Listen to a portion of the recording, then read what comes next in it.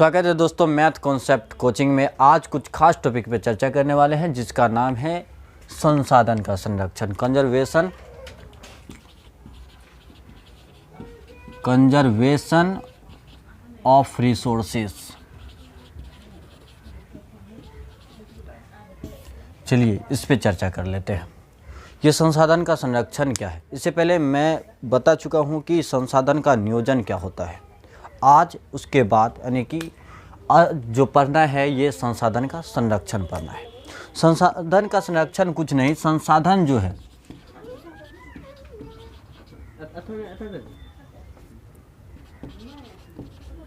संसाधन का नियोजन, संसाधन का नियोजित एवं विवेकपूर्ण,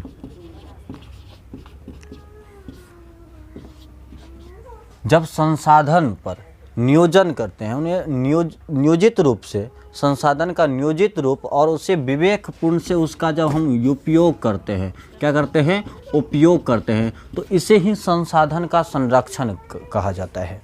ये वैसे ये सभ्यता और संस्कृति के लिए संसाधन बहुत उपयुक्त है।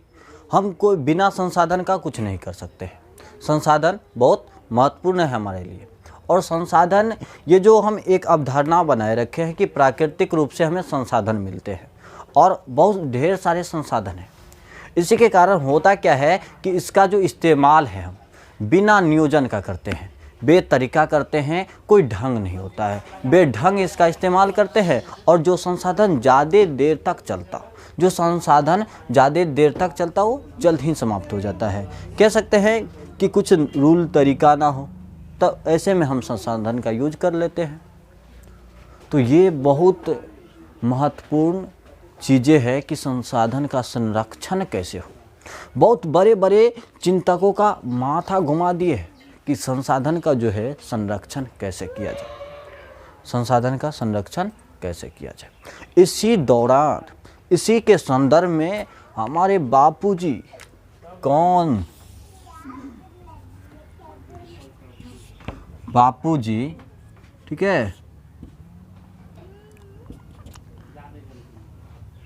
है, इन्होंने कहा, जब ये देखे कि संसाधन का भाई इतना हनन हो रहा है, इतना ये क्या कहते हैं बेतरीका से इसका इस्तेमाल हो रहा है, तो उन्होंने कहा, उन्होंने सबको बताया कि संसाधन हमारे परिवेश में इतने हैं कि हमें अगर पेट भरना चाहे, इन संसाधन से जब हम पेट भरना चाहे तो हम भर सकते हैं, लेकिन पेटी नहीं भर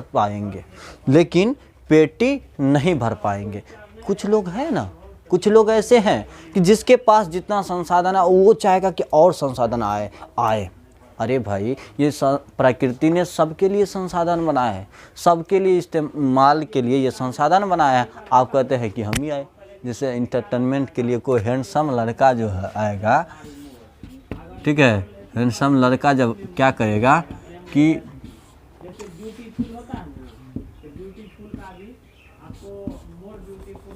हैंडसम लड़का क्या करेगा, ये 2-4 ठो बना दे रहे हैं, आप समझ जाइए कि कौन चीज़ है, ठीक है।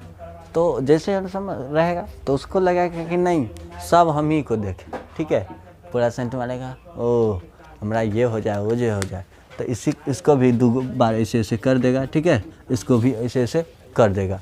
तो ये तो पीछा लगिए गए, ठीक है, ये पीछे लग गए बहन साहब, ये पीछे लग गए उनके। उसके बाद क्या करेगा, इसको भी कुछ करेगा, ये भी उनके पीछे लग जाएगी बहन साहब, ठीक है, ये भी लग गए। उसके बाद क्या करेगा, देख लेगा कि ये भी लग गए, सब उन्हीं के साथ। अरे कहते हैं कि सबके लिए बने हैं, तो भाई सबके लिए छोड़ना दो कि तुम ही अपने, अब तुम्हारे पास जा रहे हैं तो क्या करेगा, तुम ही तो इस्तेमाल करेगा। यही चीज़ होता है। ये तो इंटरटेनमेंट के लिए है, लेकिन संसाधन के साथ भी यही क्रियाएं होती है, या इसी तरह का व्यवहार किया जाता है। क्या करते हैं कि जिसके पास जितना संसाधन होगा, जिसके पास जितना संसाधन है, वो सोचेगा कि और हमारा पेटी भरता जाए, ठीक है, उसका शोषण करते हैं। क्या करते हैं? उनका शोषण करते हैं, उसका अब देख लीजिए, पानी का थोड़ा ले लीजिए, मिट्टी का ले लीजिए। तो पानी का क्या, आपको पता है कि 71% जल है दुनिया में। 71% क्या है पूरे, इसमें 71% जल है और क्या है 29% स्थल है।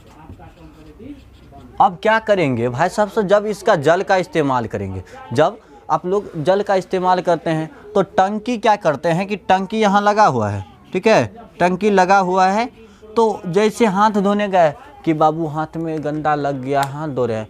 अरे भाई साहब, जब हाथ धो रहे हैं तो हाथ धो लीजिए और टंकी को बंद कर दीजिए। लेकिन वो नहीं करेंगे, वो नहीं करेंगे, कहेंगे कि चलने दे। और ज़्यादा स्मार्ट जो रहेगा उतना संसाधन का क्या करेगा, अब गुस्साइएगा नहीं, कहेगा स्मार्ट बनने के चक्कर में संसाधन का पूरा शोषण करने लगते हैं, नहीं समझे, पूरे शोषण करने लगता है कि ज़रा मुंह आप धो लिए भाई साहब तो इस टंकी को बंद कर दीजिए, चले जाइए। लेकिन ऐसा नहीं करेंगे। संसाधन का संरक्षण का अर्थ ये नहीं कह रहा है कि, ये नहीं कह रहा है कि आप यूज नहीं कीजिए, बचा बचा के रखिए, अपने पीढ़ी के लिए बचा बचा के रखिए, ऐसा कोई नहीं कर रहे हैं। ये कह रहे हैं कि नियोजित पूर्वक, नियोजित और विवेकपूर्ण इस्तेमाल कीजिए। जितना आपको ज़रूरत हो, जितना आपको ज़रूरत हो उतने कीजिए। आप अपने ज़रूरत के हिसाब से इसका इस्तेमाल कीजिए। संसाधन संरक्षण ये कह रहे हैं। गांधी जी को बताइए दे, गांधी जी क्या कहे। उसके बाद आप कहिएगा कि सर बताइए कि डाकुओं की अर्थव्यवस्था क्या है। हाँ, एकदम आपने अच्छा क्वेश्चन किया कि डाकुओं का जो अर्थव्यवस्था है सर क्या है। मैं तभी से जो बोल रहा हूँ यही इसी के विरुद्ध बोल रहा हूँ कि डाकुओं की अर्थव्यवस्था नहीं होना चाहिए। क्या डाकुओं का अर्थव्यवस्था है कि संसाधन का क्या होता है कि ज़्यादा से ज़्यादा शोषण होना ही डाकुओं की अर्थव्यवस्था कहलाते हैं। कहने का मतलब क्या कि अगर उन्हें संसाधन मिल रहे हैं, अगर उन्हें पैसा है, संसाधन मिल रहे हैं, तो पूरे दुनिया का संसाधन खरीद लो, अपने बाप के घर में रख दो, ठीक है। अब उसका शोषण करते रहो कि मेरे पास है। कई बार मैंने एक फिल्म देखा, ठीक है, उस फिल्म में क्या बोलेंगे कि सर आप पढ़ा रहे हो, फिल्म दिखा रहे हो, ज़रा समझिए। तो उस फिल्म में एक हीरो गया खाने, ठीक है, उधर से एक गुंडा खा रहा था, आधा खाना खाया और आधा खाना छोड़ दिया। बोले कि हीरो साहब जी बोले कि अरे भाई ये खाना क्यों छोड़े। तो बोले कि देखिए खाना मैंने पैसा दे दिया तो खाना आधा खाया आधा छोड़े, क्या दिक्कत है। ज़रा सोचिए, अरे भाई साहब आप पैसा दे दिए अच्छी बात है, लेकिन उतना भोजन कोई गरीब खा लेता तो अच्छा होता है। वहाँ तो आप संसाधन को खराब कर रहे हैं ना, वहाँ क्या कर रहे हैं, संसाधन का शोषण कर रहे हैं, यानी कि आप डाकुओं की अर्थव्यवस्था को बढ़ावा दे रहे हैं। तो आपको क्वेश्चन पूछा जाता है कि डाकुओं की अर्थव्यवस्था है क्या, तो ज़रा इस चीज़ को आप, हमें लगता है कि आप अच्छे से समझ गए। इसी दौर में क्या किए महान व्यक्ति, ज़रा सोचिए कि देखिए संसाधन के ये संरक्षण के दौरान क्या किए, इन पे बहुत चिंतन किए। अब वो कौन है कि नर्मदा बचाओ अभियान किसने चलाया, मेधा पाटेकर जी चलाए। किसने चलाया, तो मेधा पाटेकर। अक्सर क्वेश्चन पूछते हैं कि नर्मदा बचाओ अभियान किसने चलाया, तो मेधा पाटेकर चलाया। उसके बाद क्या है, चिपको आंदोलन किसने चलाया, सुंदरलाल बहुगुणा चलाया। ये क्यों चलाया, क्योंकि ये आपको अक्सर पूछते हैं कि चिपको आंदोलन है क्या। ये तो अभी बता रहे हैं कि ये चलाया किसने, कौन इनके मेन एक्टर हैं, अब क्यों चलाया। चिपको आंदोलन क्या है कि ये उस टाइम संसाधन के संरक्षण के में ही ये आते हैं, क्या कि वहाँ पे पेड़ जो है, ये सुंदरलाल बहुगुणा देखे कि पेड़ पूरे कट रहे हैं, पूरे सब पेड़ का हनन कर रहे हैं, वो प्राकृतिक संसाधन को क्या सठा रहे हैं, बिना नियोजन का उसे काट रहे हैं। तो इन्होंने क्या किया, सब गए और इसके नेतृत्व में सब क्या हुआ, पेड़ से चिपक गए। पेड़ से क्या हुए, चिपक गए। पेड़ से जब चिपक गए तो जो आए थे पेड़ काटने, उन्हें बोले कि देखिए पेड़ को मत काटिए, पहले हमें काट दीजिए, ठीक है। अगर आपको पेड़ ही काटना है तो पहले हमें काट दीजिए, तब पेड़ को काटिएगा। तब क्या हुआ कि शर्म लगा, जो उन्हें फैक्ट्री वाले जो पेड़ काटने आए थे, ये कारखाने वाले, उन्हें शर्म लगा और बोले कि आप लोग महान हैं, आप लोग संरक्षण कर रहे हैं पेड़ का। बोले कि हाँ, जब तक पर्यावरण संरक्षित नहीं रहेगा, पर्यावरण में संसाधन का संरक्षण नहीं होगा तो हम लोग कैसे रहेंगे भाई साहब, रह पाएंगे। तब यहाँ पे क्या हुआ, चिपको आंदोलन, वहाँ पे पेड़ पौधे रह गए और इसी तरह पूरे दूसरे राज्य में जब ये देखा कि ये आंदोलन चला तो पूरे राज्य में देखो में फैल गया। ठीक है। दूसरा है वर्षा जल संचय। ये भी संसाधन के संरक्षण में बहुत बड़ा कदम रखा। कौन रखा? तो संदीप पांडे जी। इन्होंने बोला कि बारिश जो होती है, ठीक है, बारिश जब होती है तो उसका जल ऐसे ही नाला गड्ढा सब में चला जाता है, वो बर्बाद हो जाते हैं। इन्होंने देखा कि नाला गड्ढा में बर्बाद हो जाते हैं, अगर इसका हम संचय कर ले, एकत्रित कर ले तो ये हमारे संसाधन बन जाएंगे। तो उन्होंने क्या किया, सोख्ता गड्ढा बनाया। आगे पढ़ाएंगे कि सोख्ता गड्ढा क्या होता है। सोख्ता गड्ढा बना करके वो शहर सब का जो पानी था या खेत में जहाँ कहीं भी एक सोख्ता गड्ढा, उसमें बालू दे दिया जाता है। अंदर ये जो वर्षा का पानी है, वर्षा का जो पानी है क्या होगा, अंदर भूमिगत हो जाएगा। और भूमिगत हमारे जो जल है, आपको पता है कि जल क्या है, जल 2.5 ही हमारे यहाँ स्थल पे 2.5% ही जल पीने योग्य है। तब जो भूमिगत जल होंगे उससे हमारा जल संसाधन क्या होगा, जल संसाधन में वृद्धि होगा। ये भाई साहब बहुत अच्छा काम किए, ये भाई साहब बहुत अच्छा काम किए संदीप पांडे जी। संदीप माहेश्वरी जी भी अच्छे काम कर रहे हैं, लेकिन संदीप पांडे जी है ये, ठीक है, अच्छा काम किए। उसके बाद ही जगह जगह पर सम्मेलन होने लगे। सबसे पहले यानी कि सर्वप्रथम जो सम्मेलन हुआ, उस सम्मेलन में क्या हुए, क्लब ऑफ रोम ने ये संसाधन संरक्षण के पे बहस की, यानी कि वकालत किए। इन्होंने ये संसाधन को कैसे संरक्षित रखा जाए।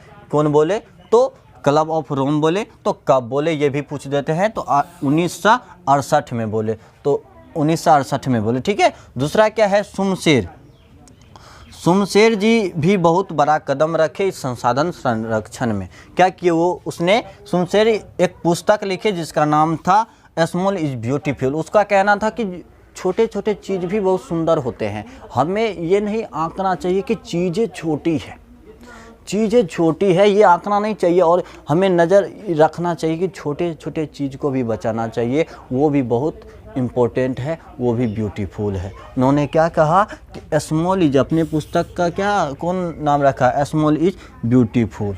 अक्सर पूछते हैं कि शमशेर की कौन सी पुस्तक थी, तो स्मॉल इज ब्यूटीफुल। दूसरा क्या हुआ, ये विश्व सम्मेलन में स्टॉकहोम में क्या हुआ, एक सम्मेलन हुआ। वो सम्मेलन क्या हुआ, पर्यावरण को लेकर के सम्मेलन हुआ, क्योंकि संरक्षण की बात चल रही है। तो ये सम्मेलन क्या हुआ कि पर्यावरण को बचाया जाए, क्योंकि आपको पता है कि हमारी जो जीवन है, हम कैसे जी पा रहे हैं, हमें ऑक्सीजन चाहिए जीने के लिए। अगर पेड़ पौधे नहीं रहेंगे, ज़रा बताइए कि पेड़ पौधे नहीं रहेंगे तो हम क्या इतना स्मार्ट बन पाएंगे? ये संसाधन नहीं रहे तो क्या होगा, ज़रा सोचिए, अपने दिमाग लगाइए कि क्या होगा। हम बर्बाद हो जाएंगे। ये पेड़ पौधे ही नहीं रहेंगे तो हम मर जाएंगे ना। इसीलिए क्या हुआ, स्टॉकहोम में क्या हुआ, सम्मेलन हुआ। और उसी के बाद 5 जून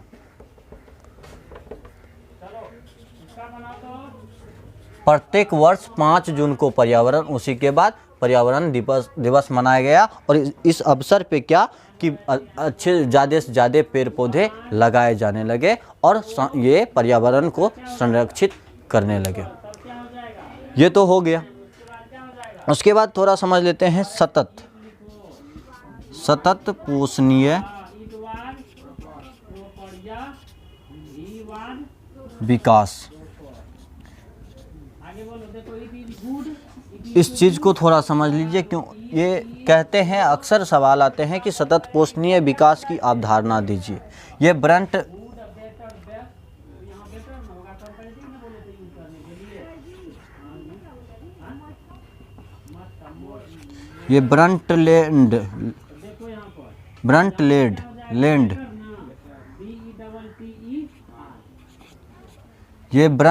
ने एक बार रुकिए तो। ये सतत पोषणीय विकास जो है ब्रंटलैंड आयोग द्वारा 1987 में प्रतिपादन किया था। जरा समझते हैं कि ये क्या है। ऐसे ही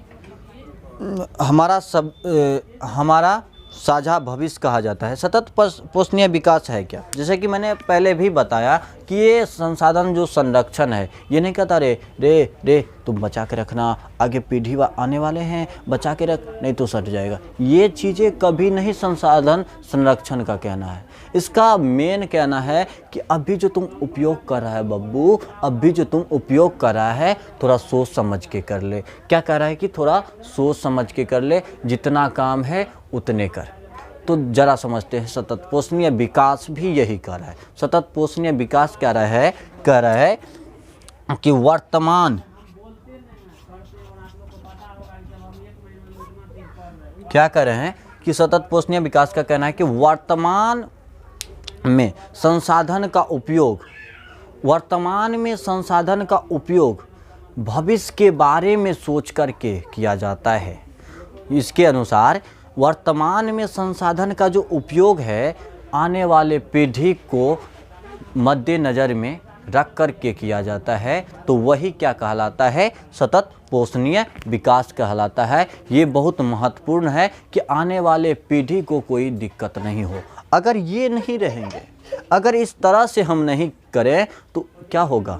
हम अभी जी लेते हैं, अभी पूरे अच्छा से जी लेंगे, ठीक है, लेकिन बाद में हो सकता है कि हम अपनी आधे ज़िंदगी में ही संसाधन का पूरा इस्तेमाल कर लिए हो, आधे ज़िंदगी हमें उसे कष्ट से जीना पड़ेगा। ज़रा सोचिए, अपने लिए ज़रा सोचिए, अपने पीढ़ी के बारे में बाद में सोचें, पहले अपने लिए सोचिए कि अगर हम उसका इस्तेमाल पहले ही कर लेते हैं तो हम आधे ज़िंदगी हमारी कैसे बीतेगी और बाद में पीढ़ी।